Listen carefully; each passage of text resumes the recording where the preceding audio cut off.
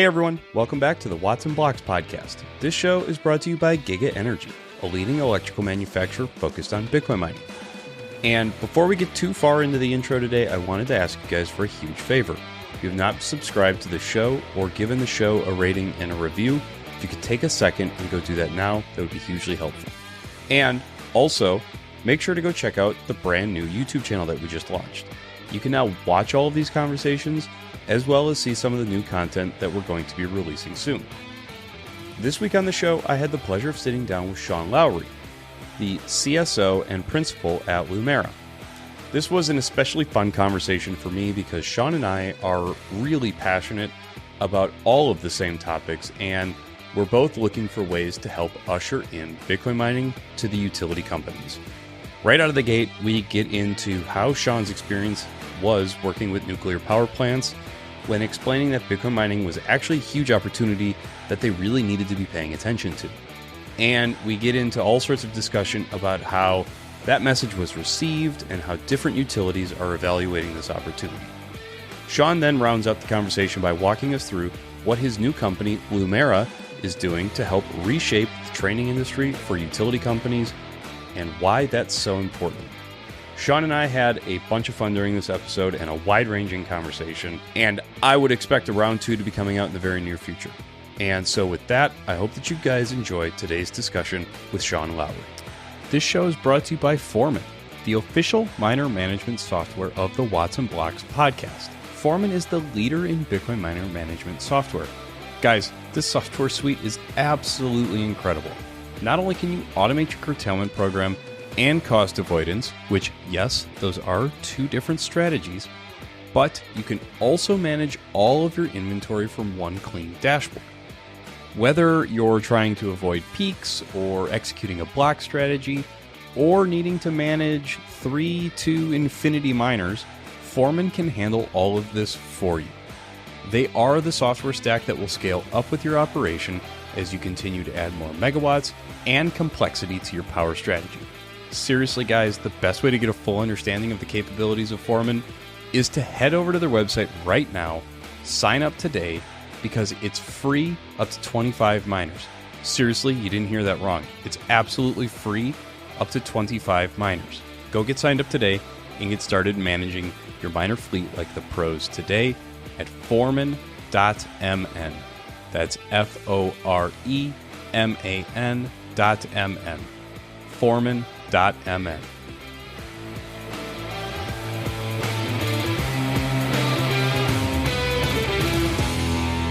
everybody, welcome back to the show. Like I said in the introduction, I am sitting down today with Sean Lawrie, the Principal and Chief Strategy Officer at Lumerra. Sean, welcome to the show. Good morning, Ben. Thanks so much for having me. Yeah, the pleasure's all mine. I promise you that. And we're going to get into why I personally am so excited about this, with your background and what you've been working on, with your background in Scott Madden. And I'm not going to jump ahead. I'm going to let you speak to your background. But I am ecstatic to talk to you today.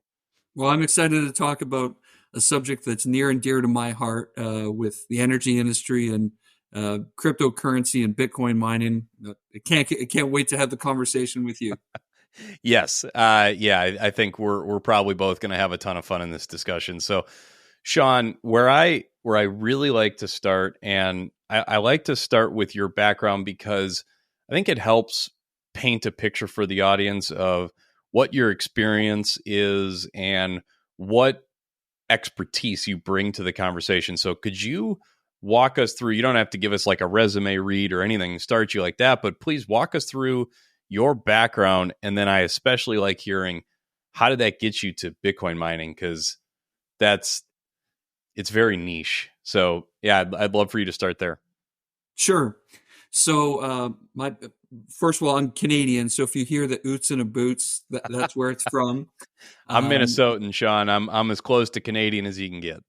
Yeah, that's true. You're probably further north than I was, being from Ontario, Southern Ontario. So my background is I've been consulting in the energy, utilities, electric and gas sectors for about 20, almost 20 years. I previously worked at General Electric as well.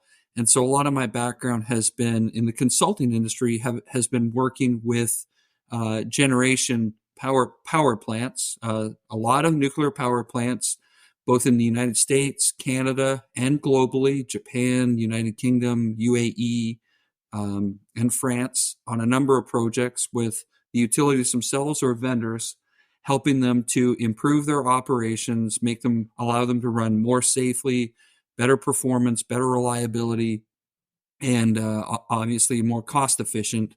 And so that's where a lot of my background has been. And I've been was doing a lot of improvement with those plants over that time.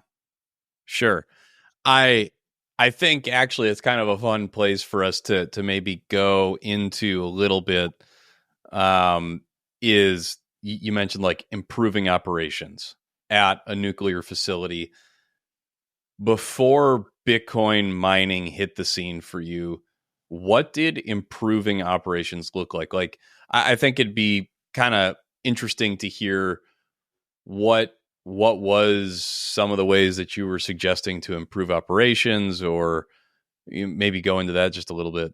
Sure, yeah. So if a particular power plant was, say, operating, a nuclear power plant was operating, say, at, only 87% of the time they were operating and generating electricity, and they were losing opportunity to sell power and make that power while the plant was down and constantly was running into reliability challenges. I might go in on a project and help them identify, is it their work management, how they schedule work and then execute work? Is it their maintenance teams that need improvement in productivity? Is it the operations that they don't have the right procedures or their procedures aren't clear enough?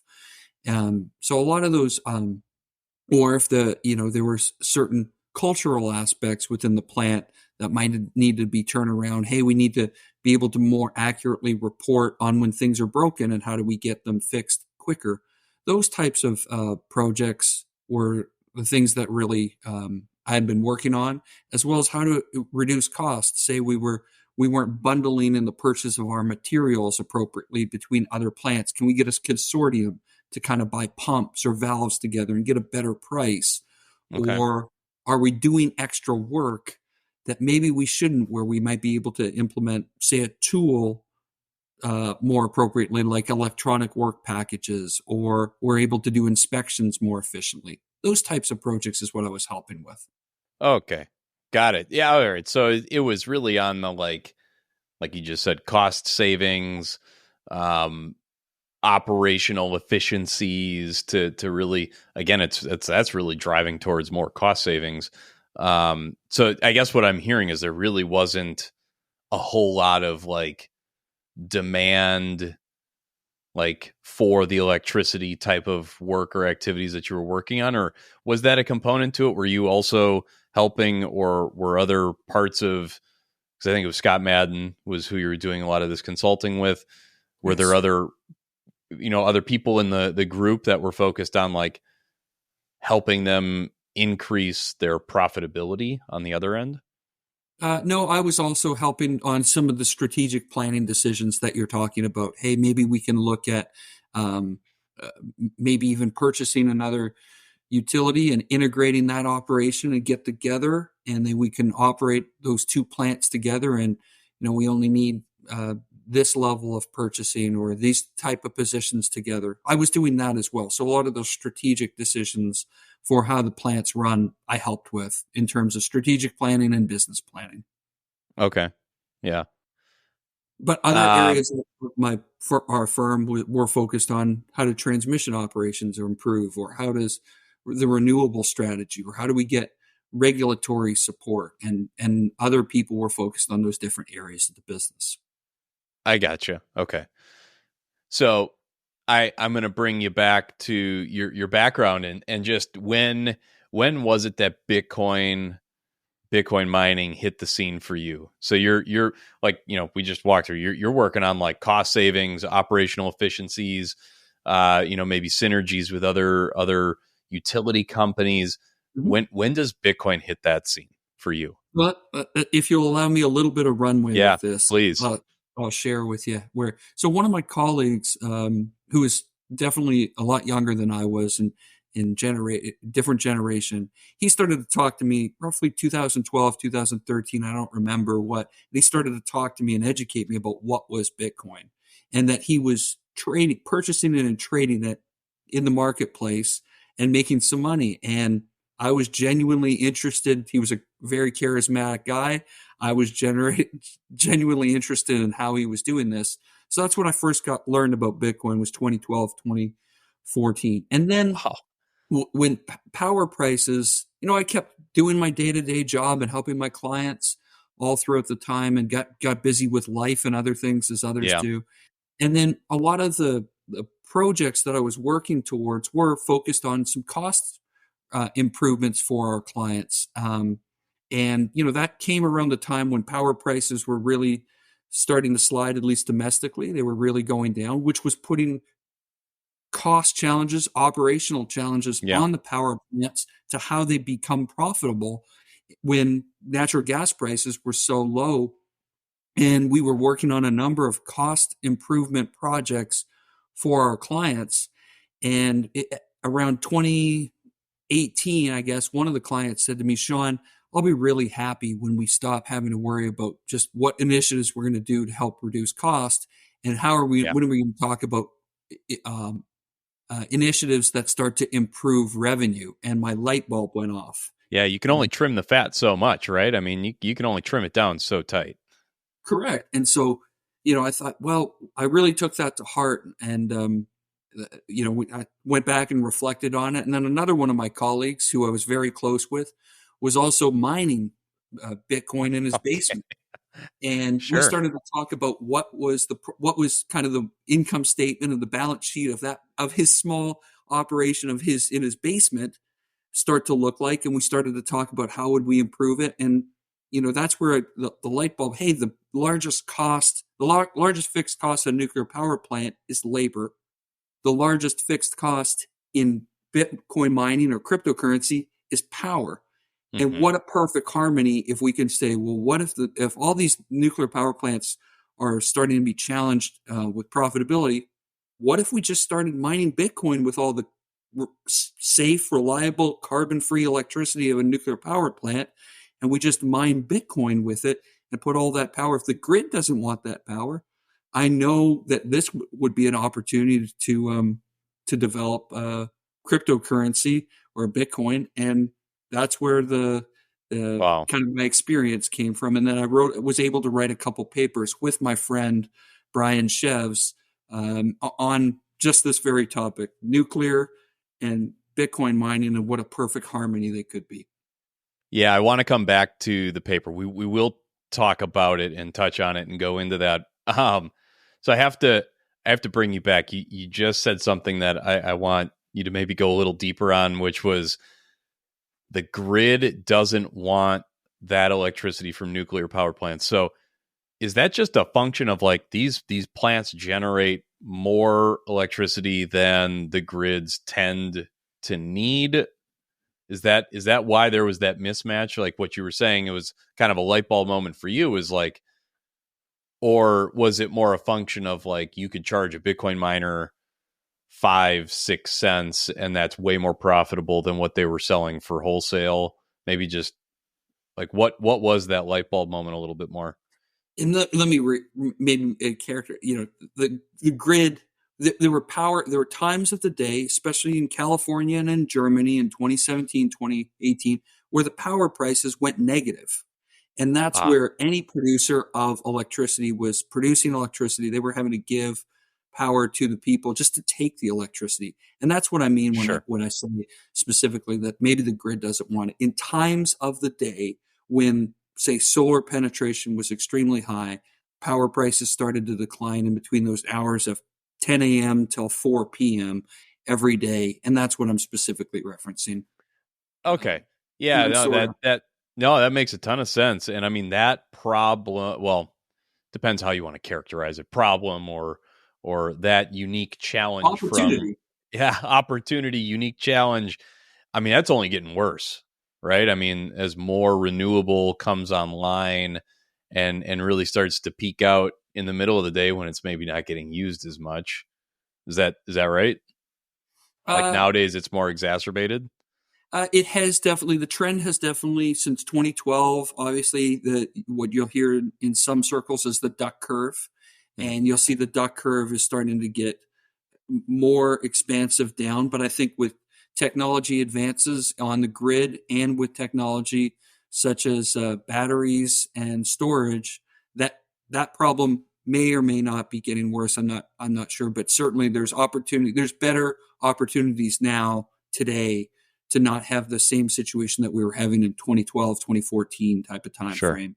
Um, Yeah. Okay.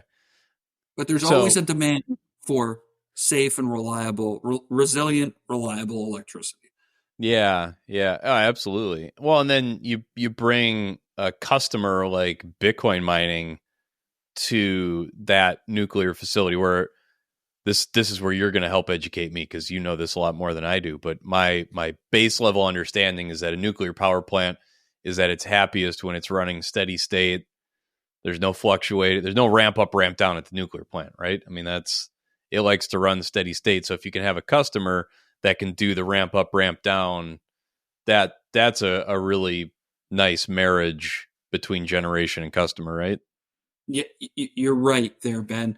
The nuclear power plants are designed to run, get them running, and they run at 100% full capacity. And they are designed to run at a full capacity reliably for 18 months or 24 months, whatever that refueling cycle is, um, that time period, that they're designed to run at 100%, and that they only have to come down slightly, but they're not something where you can turn them off and turn them down. Similar to a gas Yeah. plant, a gas-fired generation plant can really ramp down and ramp up quite quickly, and that's what kind of is the ebbs and flows of the demand of the grid for electricity.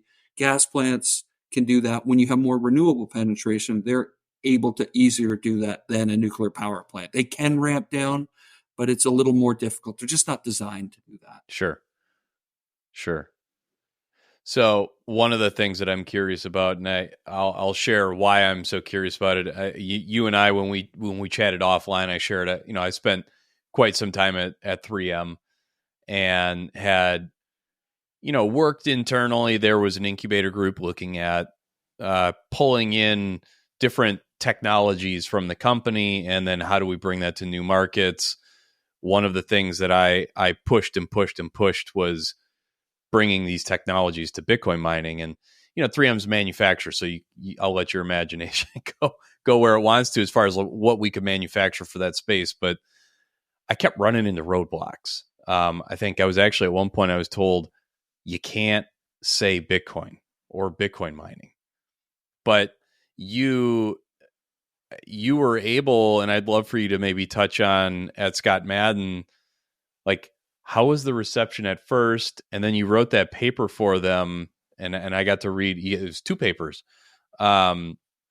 Maybe walk me through like what was the cycle internally? Did they immediately hear your thoughts on Bitcoin mining and say, Sean, you nailed it.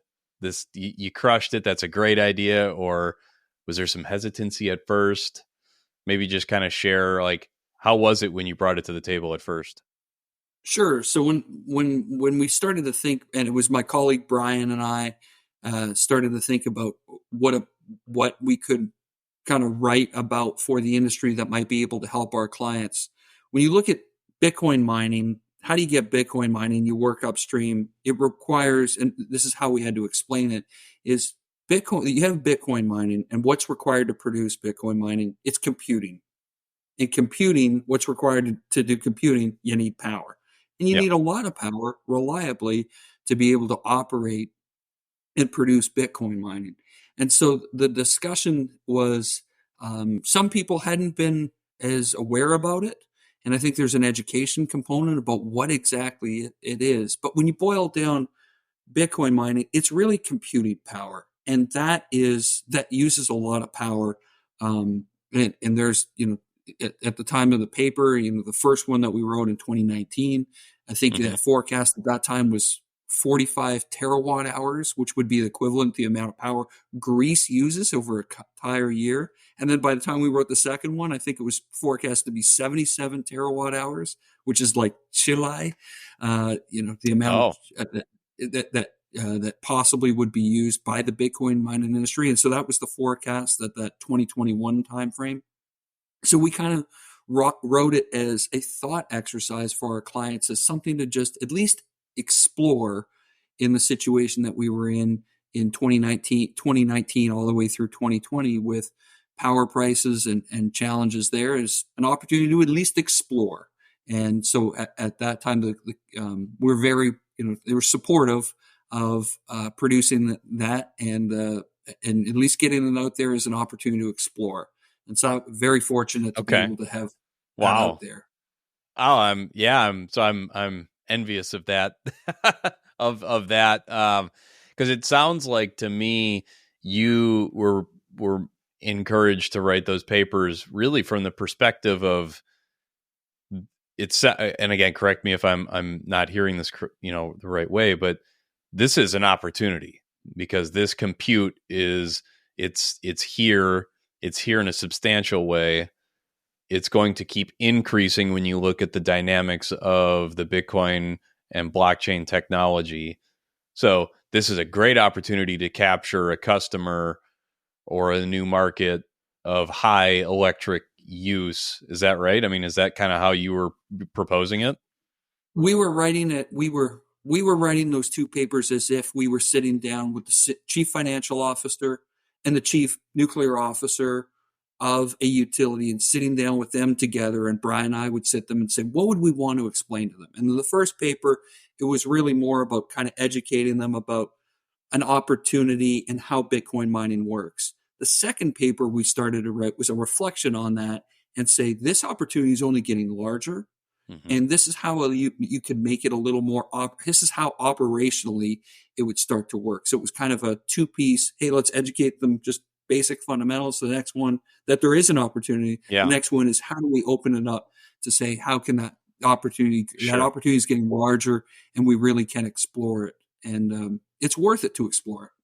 Yeah. Were you aware that kind of at the time your paper came out that there were people saying that Bitcoin mining was going to consume the whole global electricity market? Did you see that? Did you see that narrative when you wrote it? Uh, I don't recall if it. I knew that there was a lot of discussion that Yeah, there were some there really was a lot of discussion nasty. about Yeah, how much power it would use, but I don't remember hearing that specifically, Ben. yeah, it was back in 2020. I don't remember who wrote it. There is an article out there from 2020 that said Bitcoin mining will use the entire world's electricity. Or no, I don't remember when it was written. So someone from the audience will have to correct me or send it to me. But there was an article written and it said that it would consume all of the electricity of the world by the year 2020. So it's Wow. what I love is that you were like, no, this is like an opportunity. It's going to keep using a lot of electricity. And this is like a huge opportunity, like you said, speaking to the chief financial officer of a company or the utility and say, like, this is who you want. And the other aspect too of the second paper, certainly ESG was in the discussion in 2019 when we wrote it, but in 2021 when we wrote the second paper, ESG was definitely at the forefront of a lot of people's thoughts. Oh, yeah. And what a better characteristic that nuclear has, which is not only safe, reliable, but it's also carbon free. And then, so there was this discussion, at least in the Bitcoin community, that are we going to go one of two ways? And I'm not going to argue which way was better or not. Do we want to reward a green Bitcoin, or is a Bitcoin a Bitcoin?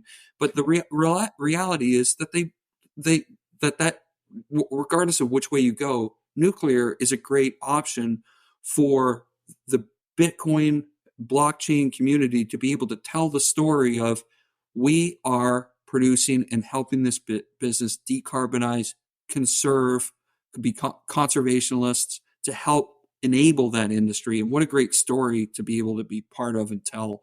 And so the characteristics in the 2021, that was also kind of a prominent aspect of that paper. Oh my gosh, it still is. I mean, it's a very, very, very big focus. I mean, you look at all and you look at the focus, right? That it's carbon free by 2050.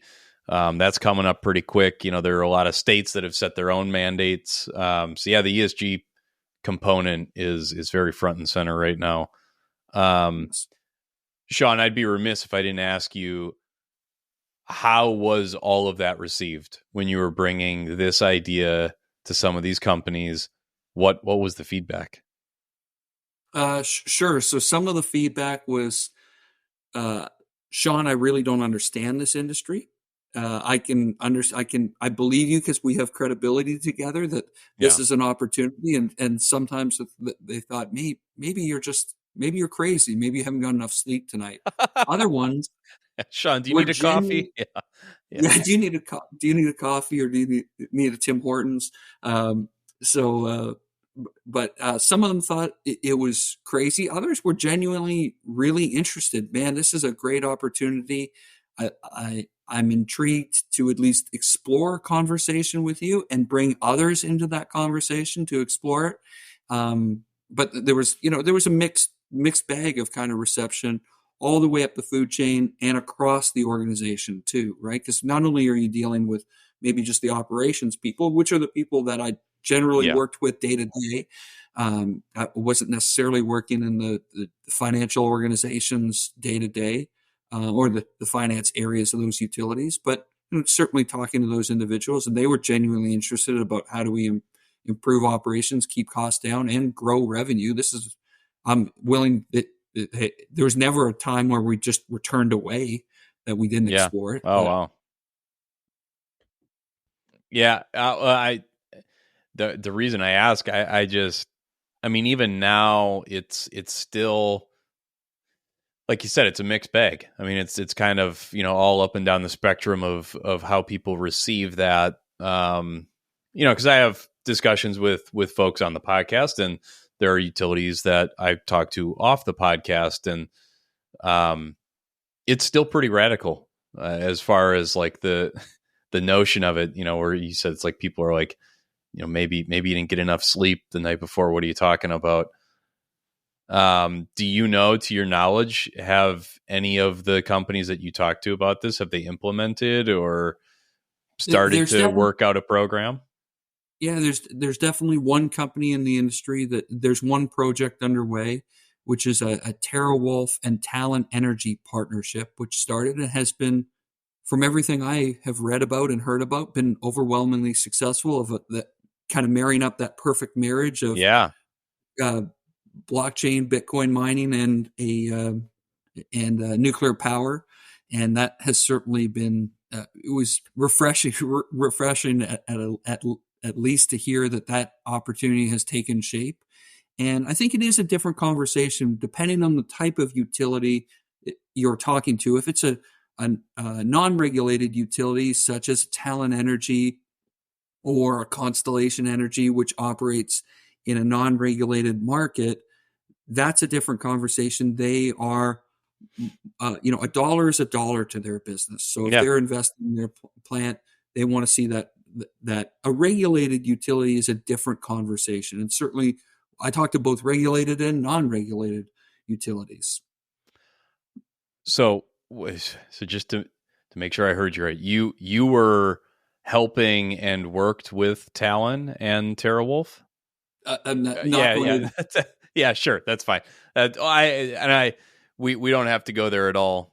So sorry, but I talked to TeraWulf quite a bit. I had Carrie Langless on. Boy, it was a while ago, and if Nazar or any of the other folks at TeraWulf are listening, I'd love to get it like a round 2 with TeraWulf. So I am like a big fan of TeraWulf. I love everything they're doing. I love the partnership with Talon. I wish that I could get them on the podcast. So. We agree.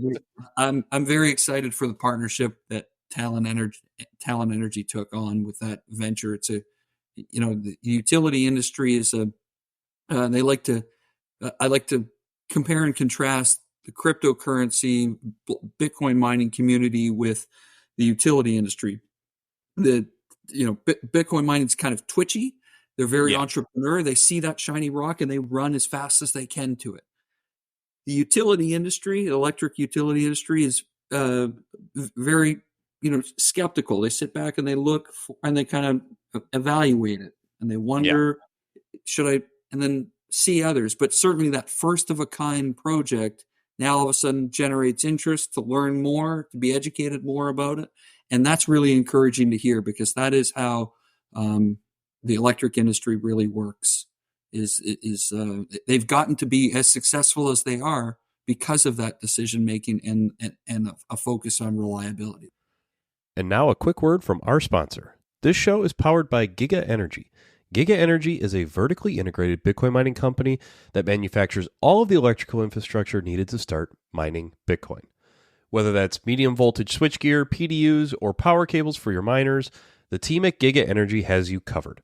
Reach out to their sales team today for all of your electrical infrastructure needs at sales@gigaenergy.com. Use the word hash rate for the subject of the email and you'll get 5% off your order. All right, now back to the show. Yeah, absolutely. I'll just put this out into the universe. If anyone from Talon or Alex Brammer, if you're listening, let's get you guys on the show. I really want to talk to you guys. So, that's really cool, Sean. You mentioned something I want to, again, I'm going to bring you back to, which was there's a huge difference in unregulated and regulated when having these discussions.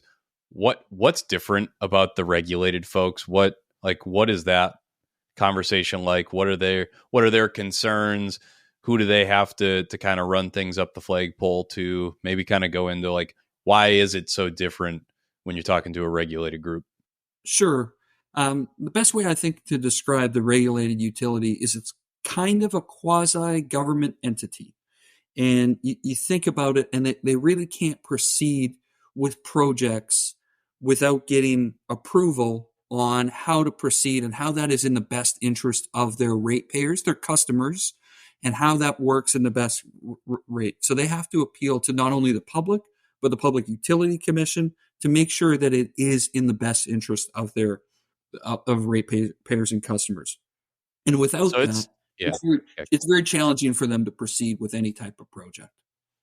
It's long timelines too, right? I mean, that's some of those types of projects could take well over a year just of like reviews and public comment and right? Or am I a little bit off base on that? Certainly, you look at a project like the Vogtle 3 and 4 nuclear power plant that was built in Georgia just most recently.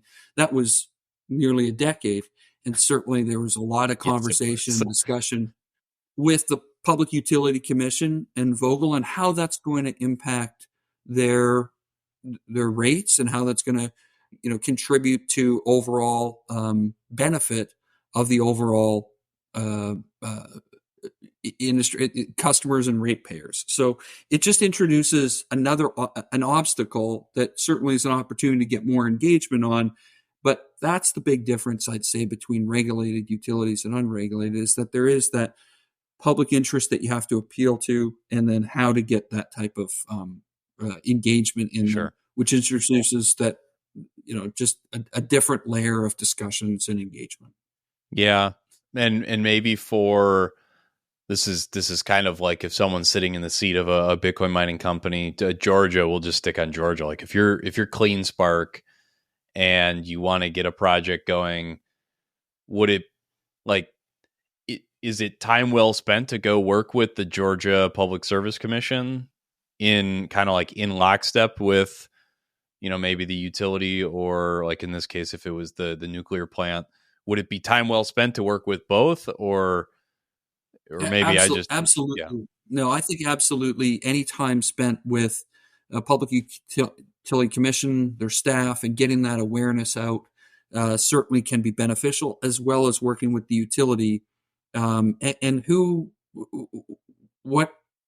are, especially in the regulated areas of the United States, who wouldn't want a customer that certainly has the characteristics of blockchain and Bitcoin mining companies available in their service territory at a minimum, with, Yeah. with availability to be flexible with the power demand and a request for reliable carbon-free electricity. It is, like I said in the one thing, it's a perfect marriage. Yeah. Well, we'll have to get you up to Minnesota then, Sean. Maybe you can work with me to work with XL Energy. We'll get you up to Minnesota because I I don't think we have anything like that going on, or at least to my knowledge. So, well, I appreciate you kind of riffing on that because I think,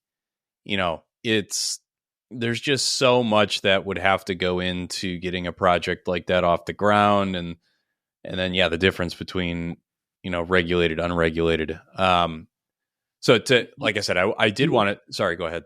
Yeah. May I just add one? Yeah, please. And from the Public Utility Commission or the public's point of view, they're used to having, consistent rates. And if there was a venture where, hey, all of a sudden, the rate dollar starts to vary at all, volatility, that's uneasy for customers to see changes in budgeting in their electricity bills every month. And so that introduction of that volatility and that twitchiness of the nature can introduce discussions and obstacles, certainly in a regulated area. Interesting. Actually, you just spurred another, I'm kind of curious about that.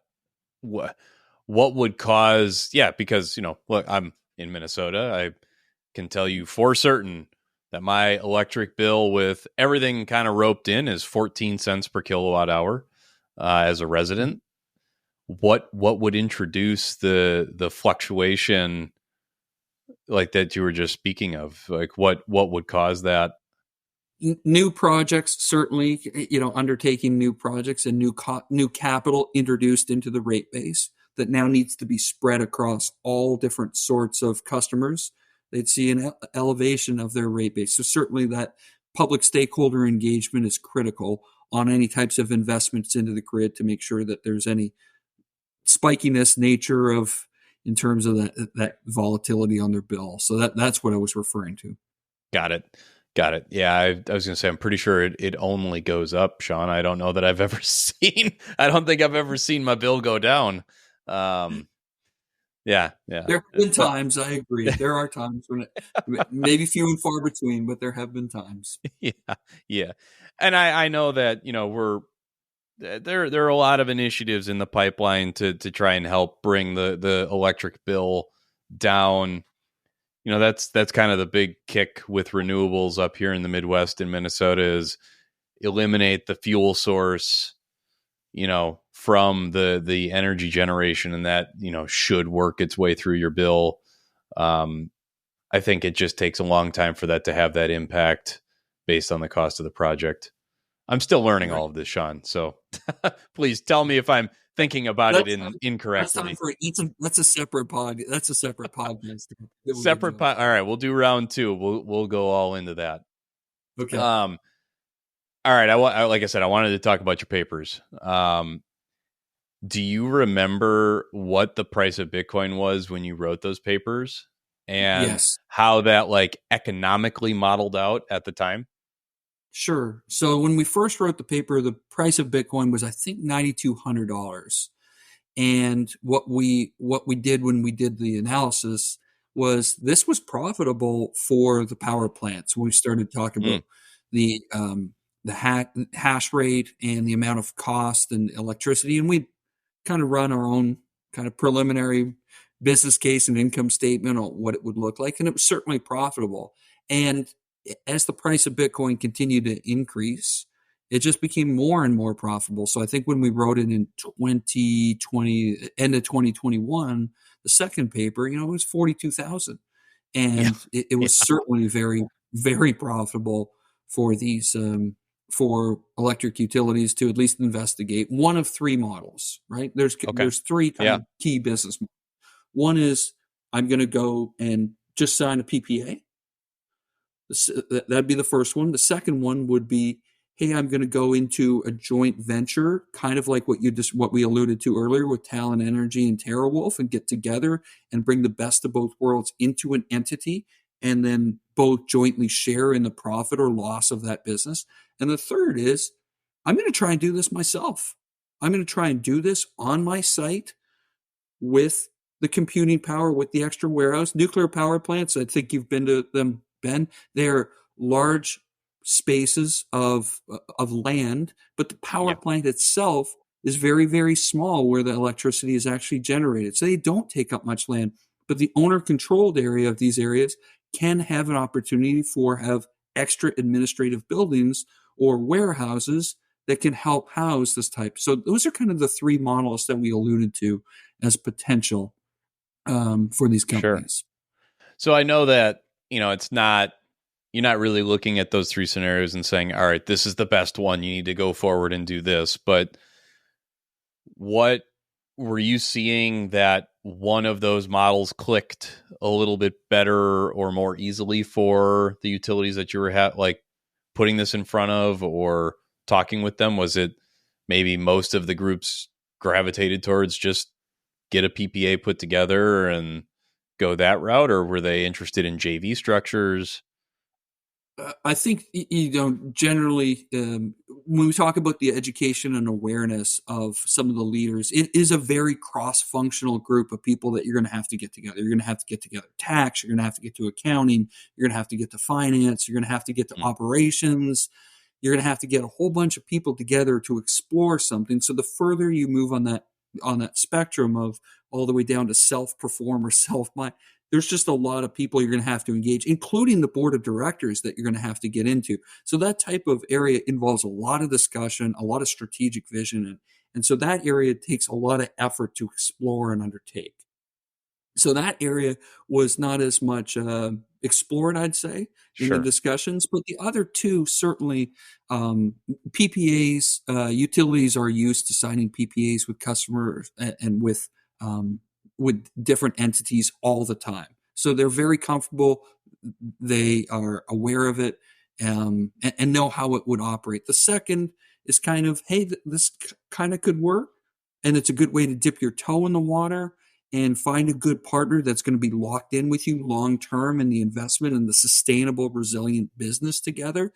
And that's something that would be more explored. But certainly the third one, you'd have to be kind of like my buddy Brian, who's self-performing that in the basement of his house to be able to be aware of all the infrastructure you'd need and kind of be aware of the industry. And really, it's possible. It's certainly possible. However, a lot of people you'd have to get on board and aware of it. Sure. Yeah. I mean, I really appreciate you kind of framing it that way. It's like 3 levels of lift for a utility company. It's like the lowest amount of lift. It's maybe set up a unique, rate case to attract a miner to come in onto your grid. And then it's like a little bit more lift to get a joint venture going with a credible partner that is going to operate well. And then it's like the heaviest lift is like, hey, you should do this yourself. Yeah. That's right. And then, just how do you mark to market these assets? What market do I sell these assets? Do I mine them? Do I hold them? Do I have to unload? All that sort of, accounting and power or marketing kind of asset accounting you're going to have to deal with on that third level, which is different than just having to be able to do it on your own and sell it on the exchange as you may want to. Yeah. I'd like to hear your thoughts on like, are the power companies looking at some unique ways to start attracting, you just in the conversations that you did have and kind of being in this, were the utilities looking at ways to structure PPAs to be more attractive to Bitcoin miners, or had they even really started to think about that yet? I can't speak to much of that, Ben. I have not been in the conversation. That's an area of the utility industry that I don't get that much exposure to, and others are probably better to comment on that if your audience is interested. I know that they're always looking for good customers in their service territories to attract them. Certainly, politicians are as well for the jobs aspect.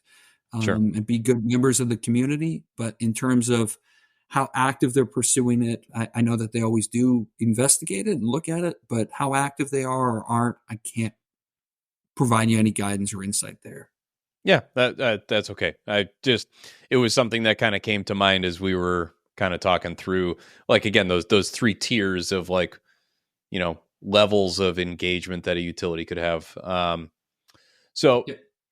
maybe one last thing on that subject would be, I'd love to hear your thought, and that this is going to be, more or less a speculation or your opinion, if you will, but, like, how do you see the utility industry moving forward into the future with Bitcoin mining as this customer base that they can start to tap into? Do you have kind of a vision for what you think the future looks like at a utility company? Is it with Bitcoin or no? I think a lot will be told by the success, and the story will be written for the next 50 years on a joint venture success factor like what TeraWulf and Talon Energy have gone down. I mentioned before, the utility industry likes to sit back and kind of observe that shiny rock and look at it from all angles before they decide to get closer to it. And certainly that success of an opportunity like that is something that they'll continue to look at and be make their decisions on. Personally, this is Sean's opinion here. I think that the demand for clean and resilient and clean energy is going to continue to increase, whether that be with Bitcoin mining or other big tech companies like an Amazon and Apple and other Microsoft, and that they are looking for clean, reliable, carbon-free electricity. Yeah. And Bitcoin mining companies are no different. They're looking to have success with that as well, with affordable power as well. And so I believe that this will continue to grow. The demand and the way the utilities are going to have to continue to grow and provide that electricity is only going to increase over the next, 20 years. I can see, 20 years is going to keep growing. Just look at my paper from in 3 years, how much that demand, and I think utilities will continue to evolve with exploring these opportunities. Certainly as people like my demographic age, I'm, mid 40s, become maybe age up into different areas and leadership positions within the utilities, I think you're going to see more and more people who are familiar with this industry and seeing how the advantages and the opportunities it can present. There'll be more opportunity for those people to grow and be partners and understand the business a little bit more than maybe some of our counterparts who are currently in the leadership positions today are. Yeah. And I mean, I think what I'm hearing you say is that load growth is ultimately good for the rest of us. So as civilians. Load growth and the health of the utility from a financial standpoint is a hugely beneficial thing for society, right? Absolutely. And they haven't seen a lot of load growth. I think I forget who I was talking to, but someone told me that they had been seeing electrical demand declines for like the last decade. And then it's just recently we've started to see kind of this uptick, and a lot of it's driven by AI, data centers, Bitcoin mining. But I mean, it had been declining. I don't recall it being declining, Ben, but I'm sure in certain service territories it absolutely had been. The way the measure I always recall was in the EIA, the Energy Information Agency. I always get the I confused, but the EIA always had said that demand for electricity in the United States had always been pretty much flat or growing very, very slightly, less than a percentage. Maybe that's what it was. Yeah. For decades. It had been flat to just barely increasing for decades. And now with the electrification of more things like vehicles on the grid and other things, certainly electricity demand is starting to grow up, and that forecast is going to grow a lot more quicker And certainly when you talk about the electricity utilities having to get these long runways for projects, the utility industry is going to have to be more nimble, and Yeah. we're going to have to do things more, to be able to meet our customer demand. We're going to have to do things differently and be responsive if we're going to maintain the reliability of the grid. Yeah. Yep. So Sean, we completely blew by your current company, Lumerra. And I don't want to completely overlook that. And I kind of figured it was going to go this way because I knew you and I were going to get really excited to talk about a whole bunch of different topics. But please walk me through Lumerra. What are you guys doing? What are you working on? Who are you working with? Kind of just go into the nuts and bolts of your company. Sure. So what we are is we are helping. When you look at the big macro trends of the changing workforce, and it's not just energy and utilities or energy and oil and gas industries. It's our entire economy right now. We're having a massive shift of the change in the workforce from boomers, which was the largest group. They're retiring. They have tons of knowledge, to millennials and Zoomers being taken in those positions to execute that work. And the methods of training between those two generations is completely different. The boomers had really learned by training on PowerPoints, on the job training, on PDFs.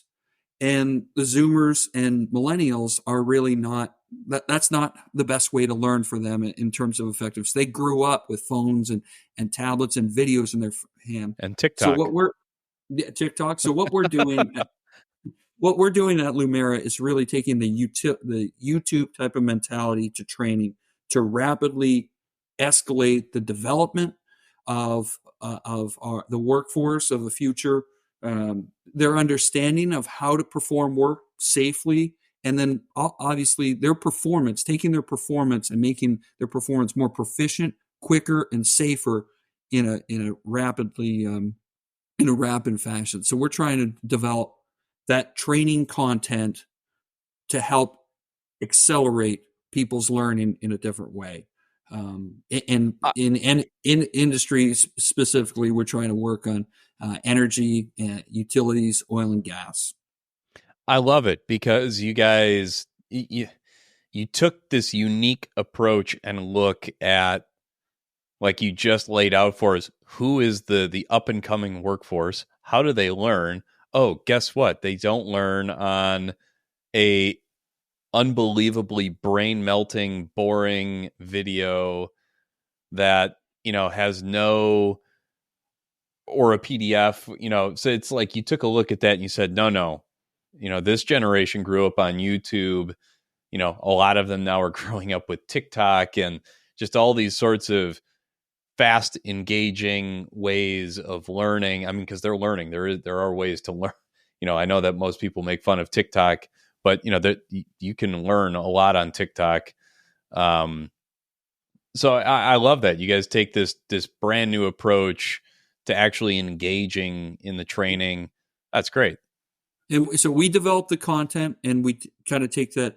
We create content with real people doing real work to take scenarios that they're going to face in the industry and test them and educate them on what decisions they should make and what behaviors they should model, and not the academic questions that you might find in a traditional PowerPoint on a computer-based training where they say, what is the definition of safety? No, what do you use? What tools should you use? Is this environment? What decisions should you make? And all those behaviors is what we've done. Because the two other macro trends is what a lot of the industry, we have less people who have grown up on farms or around machinery being aware of how to identify risk and mitigate risk. And that's and people are reading less too. People are consuming content through videos, and those are kind of the big trends that have led us to what we're doing. And we're super excited about this opportunity. Yeah. We think we can really revolutionize training for a number of our clients, a number of industries, and it's going to be fantastic to explore and see where we go. Yeah, I think I think you guys have positioned yourselves perfectly. I think energy tech, which is what I would kind of put you guys into that bucket, is like energy tech. You guys are bringing the training content for this next generation entering the workforce. I think it's awesome. I think you guys are doing great work. It's going to be a lot of fun to watch your guys' progress too, because this is very new for you guys, right? I mean, this is new. Yeah, we are week 2 into our venture, and couldn't be more excited about it. It's going to be a great journey, and we've got great partners alongside for us to help improve operations, reduce cost, and make people work safer and better than they ever have before. Is there going to be a Bitcoin mining component to what you guys do? Certainly, we could absolutely. We've got some thoughts on how we can do that. Certainly, I think, and I think some of our techniques and our approach on how to set up Bitcoin facilities and how to maintain it could certainly be helpful to that. Definitely. Yeah, you had to know I was coming with that question. Absolutely. Yeah, Sean, I just to keep a tab on the time and just kind of keep a pulse on that.